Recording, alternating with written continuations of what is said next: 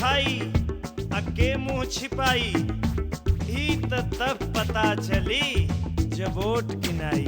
सुना नेताइन सुना कैदा सरेंडर। अरे क्या? सुना नेताइन सुना कैदा सरेंडर।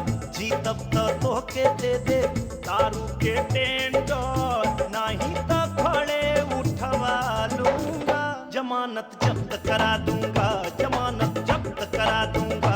जमानत जब्त करा दूंगा। जमानत जब्त करा दूंगा।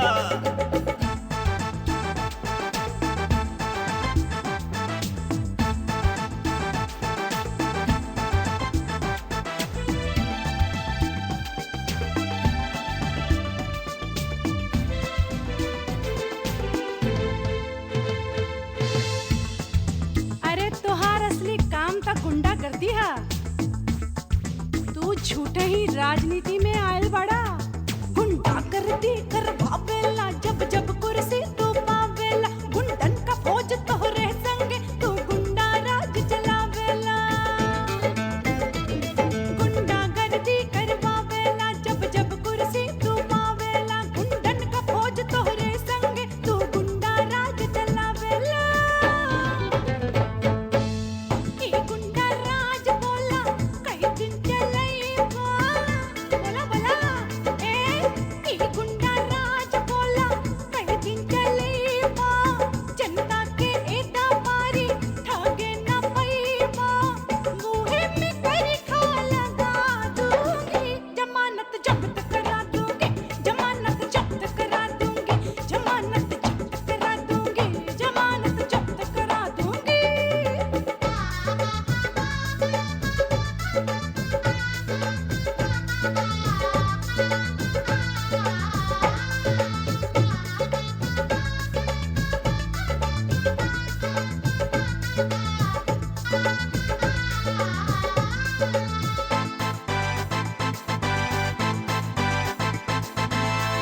बहुत बढ़ बढ़ के बतियाती हो।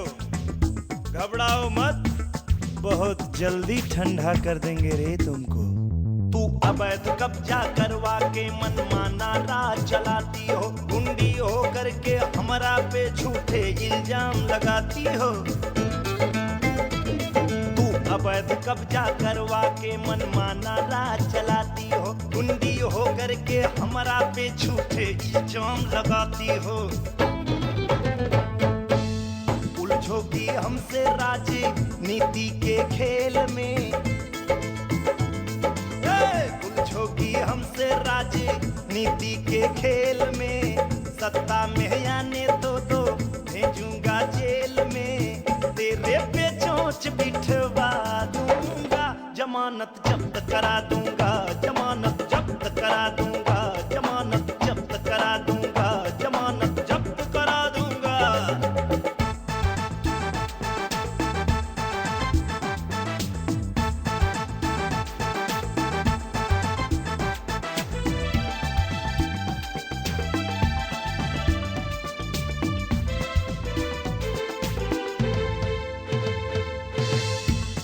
अब तुहार असलियत केहू से छुपल नहीं खे। पूरा क्षेत्र तोहरा के जान गइल बा। तू जातिवाद के बल पर ही हरदम सत्ता में आवेला। तू बड़ा नकलची नेता हवा पढ़ पढ़ के बतियावेला।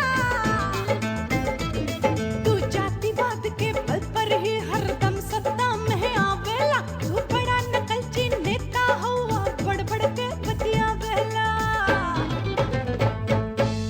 अब ते चुनाव तोहके हो जाला टेंशन। अब फरागिरी ना चली। अब के चुनाव तोहके हो जाला टेंशन।